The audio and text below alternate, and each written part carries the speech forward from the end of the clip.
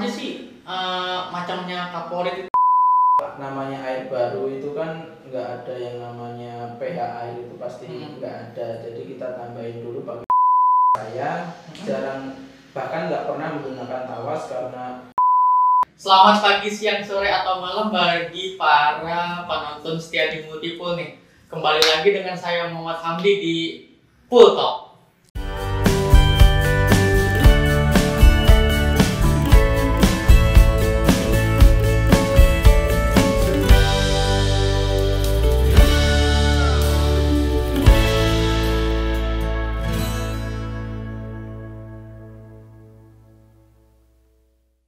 Kali ini kami ingin membahas tentang chemical. Jadi chemical itu sangat berguna nih bagi kolam renang itu sendiri. Jadi buat treatment kolam renang, penjernihan kolam renang itu menggunakan chemical. Nah, sekarang di sini sudah ada Mas Andre nih. Halo. Pagi Mas Andre, gimana? Pagi, Sehat? Alhamdulillah. Alhamdulillah. Gimana kabarnya? Baik. Baik. Kerjaan banyak ya? Ya lagi ribet-ribet lah. Oh, lagi ribet-ribet ya. Lagi banyak Ya, yang lagi dipegang banyak ya ya. sekarang ya. Sekali. Nih sekarang kita ini nih pengen membahas tentang chemical nih Mas Andre nih. Boleh nanya-nanya kali ya dari masternya penjernihan kolam renang. Ya kalau disebut master belum lah. Oh. Masih banyak yang ilmunya lebih. Ya, apa itu kan lebih tahu dan lebih mengerti daripada saya kan. Oke. Nah, Mas Andre, perawatan kolam renang itu apakah harus menggunakan chemical atau enggak nih dari sisi kesehatan atau semacamnya gitu ya? Sebenarnya ada banyak cara untuk merawat kejernihan kolam renang itu, nggak harus pakai chemical. Ada juga yang pakai garam, ada yang pakai ozon, ada yang pakai trioksigen juga ada. Gitu. Jadi berarti enggak melulu ya. pakai chemical gitu ya. Ada beberapa treatment lagi yang menggunakan selain chemical. Tapi karena secara umum kita yang paling mudah itu memang pakainya chemical itu tadi. Nah, untuk yang kedua nih ada berapa jenis atau berapa macam sih dari chemical kolam renang itu untuk menjernihkan kolam renang itu? Untuk jenis-jenisnya ada beberapa macam sih. Kalau misalnya kita air baru itu kita biasanya pakai PAC, pakai kaporit 60%, terus ada juga soda as. Namun untuk perawatan setelah jernih kita hanya menggunakan biasanya kalau enggak kaporit granular ya tablet. Udah itu aja. Itu aja ya, nggak ada lebihan. Enggak ada. Paling ya mungkin ada beberapa yang menggunakan trusi gitu aja. Oh, jadi ada beberapa case kalau misalkan menggunakan trusi. Iya. Gitu. Nah, ini kan tadi Mas Andre itu ngomong soal kaporit nih. Nah, kaporit itu kan banyak banget macamnya nih. Iya. Apa aja sih macamnya kaporit itu dan fungsinya itu apa aja gitu? Apa sama gitu 60% dan 90% itu sama atau enggak? Untuk kaporit itu memang ada yang berbagai jenis. Ada sepengetahuan saya itu ada 3 yang kaporit bubuk. Oh lebih malah. Ada yang kaporit bubuk 60%, ada kaporit bubuk 90%, ada kaporit granular 90%, sama kaporit tablet. Untuk yang kaporit 60% itu kita biasanya menggunakan kaporit itu untuk pengenalan air baru terhadap kaporit agar air tidak cepat berubah. Lah kalau sudah bening, sudah jernih, kita biasanya menggunakan yang kaporit 90%, ya maupun itu tablet ataupun granular itu sebenarnya sama.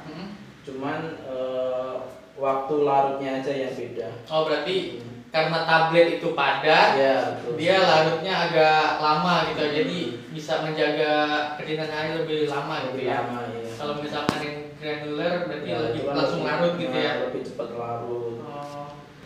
Nah, tadi dari sedikit banyak yang Mas Andre kasih tahu nih, chemical apa aja yang dibutuhkan buat kolam renang itu, ada PAC nih. PAC itu fungsinya untuk apa nih? Mas Andre? PAC itu kalau untuk treatment air baru itu untuk mengikat kotoran yang ada di kolam renang. Jadi kotoran yang mengambang itu nanti menyatu jadi satu, nanti lama-lama turun dan mengendap. Biasanya itu untuk treatment kolam renang awal ya? Di awal. Jadi nanti kalau misalkan udah treatment pakai PAC, dia turun semua ke bawah. Nanti tinggal kita vakum doang gitu ya. Sekali tinggal di vakum doang. Jadi langsung bersih gitu lah ya. Lalu untuk soda as ini Mas Andre fungsinya untuk apa nih soda as? Untuk fungsi soda as itu untuk menaikkan kadar pH pada kolam renang. Jadi untuk menambah pH.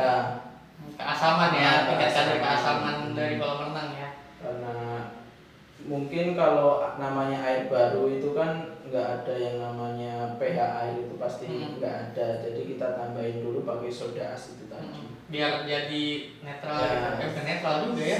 Seenggaknya ada sedikit ya meningkat lah kadar pH-nya itu. Dari air awal gitu ya. Air awal itu tadi. Okay.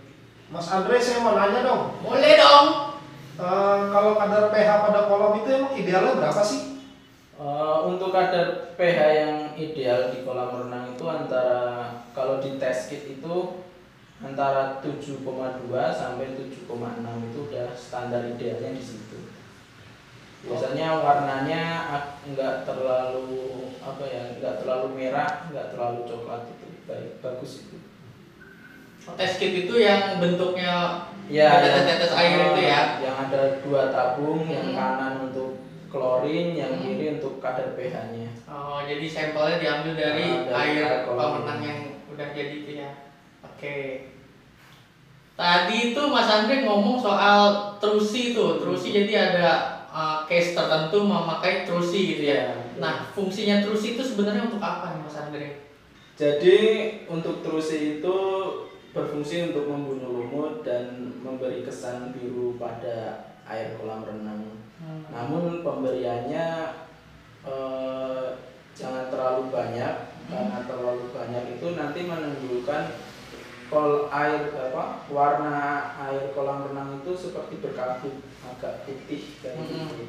Jadi jangan terlalu sering menggunakan trusi, nanti kalau kebanyakan trusi air kolam renangnya akan menjadi berkabut, dan itu kalau udah berkabut pasti susah dijernihkan. Oh, itu lebih susah dari air hijau atau air lumut gitu ya? Betul sekali. Kabut itu lebih susah daripada lumut. Karena itu juga tergantung karakter airnya juga sih. Karena setiap kolam itu pasti memiliki karakter air yang berbeda-beda. Dan kadar pH-nya beda-beda juga ya. Jadi treatmentnya juga pun beda-beda gitu ya. Saya pernah dengar nih Mas Andre soal tawas. Nah, tawas itu katanya tuh bisa menjernihkan air nih ya, menjadikan air kolam renang. Apa benar itu? Apa fungsinya sih sebenarnya tawas itu fungsinya apa? Untuk tawas sendiri sebenarnya fungsinya sama kayak PAC untuk mengikat kotoran dan mengendapkan juga.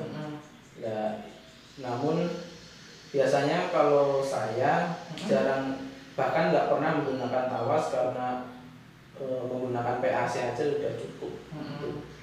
Treatment awal kolam renang itu udah cukup pakai PAC aja. PAC dan tawas itu berarti fungsinya sama aja. Hampir sama, untuk mengikat kotoran juga dan mengendapkan. Oh itu.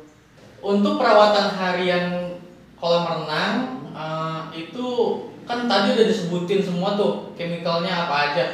Apa harian itu semua chemical itu masuk ke dalam air kolam renang, atau hanya kita ngelihat dulu pH-nya atau itu baru kita treatment sesuai dengan kadar pH-nya itu sendiri itu Mas Andre? Nah, untuk treatment hariannya kalau udah di treatment awal seperti tadi, kita tinggal melihat misalnya kalau airnya jernih, airnya tidak kenapa-napa, kita cukup menggunakan kapori granular yang 90% atau kapori tablet yang 90% juga. Kalau misalnya airnya hijau, itu kita bisa memberikan kaporit granulernya lebih banyak daripada perawatan biasanya. Kalau untuk case-case tertentu mungkin kita harus mengecek dulu pakai test kitnya tadi untuk kita tahu acuannya sebagai acuan ya. Kolam renang ini memerlukan apa gitu, baru kita misalnya kalau kita test kit terus kurang kaporit ya kita tambah kaporit aja. Kalau misalnya kita tes kit kurang pH ya kita tambahin pH-nya. Berarti nggak perlu semuanya dimasukin ke kolam renang ya. Tergantung hasil test kitnya kita tadi itu ya. Oke. Dari semua chemical yang tadi Mas Andre kasih tahu atau diberitahukan gitu ya tentang apa saja penggunaannya, itu ada dampak negatifnya nggak bagi pengguna kolam renang nantinya gitu? Sejauh ini mungkin yang diresahkan para pengguna kolam renang itu paling mata pedih, kulit kering, terus kalau kulitnya sensitif pasti gatal-gatal. Itu selagi masih dalam pemberian kadar kaporit yang ideal itu sebenarnya masih aman sih. Kalau memang mau hal tersebut tidak terjadi ya ganti ya berarti ya, beralih dari chemical ke non chemical, seperti menggunakan salt chlorinator ataupun ozon ataupun trioksigen ya. Trioksigen itu tadi. Jadi itu lebih aman ya. Itu lebih aman dan lebih nyaman sepertinya untuk digunakan berenang. Tapi kalau pakai garam itu berarti airnya lebih sedikit asin dong ya. Untuk penggunaan garam ya emang nggak terlalu asin, tapi itu kan lebih aman daripada menggunakan chemical itu tadi. Oh iya sih benar. Karena yang dihasilkan dari garam itu kan klorin alami, jadi lebih aman untuk kulit juga. Oke, itu ada mesinnya sendiri nantinya ya. Jadi mesinnya salt chlorinator namanya ya. Teman-teman tuh lihat ya. Kali aja dari pengen chemical ke salt chlorinator atau trioksigen atau semacamnya gitu yang non chemical, bisa nanti langsung hubungi kami aja gitu. Oke. Mas Andre, terima kasih banyak atas penjelasannya tentang chemical hari ini. Mudah-mudahan kerjaannya lancar semua dan sehat selalu. Amin ya Allah ya. Terima kasih teman-teman di Multipool udah menonton Pool Talk hari ini. Mudah-mudahan penjelasan kali ini tentang chemical bisa menjawab tentang apa keraguan atau fungsi-fungsi dari segala chemicalnya tadi dijelaskan oleh Mas Andre tadi ya.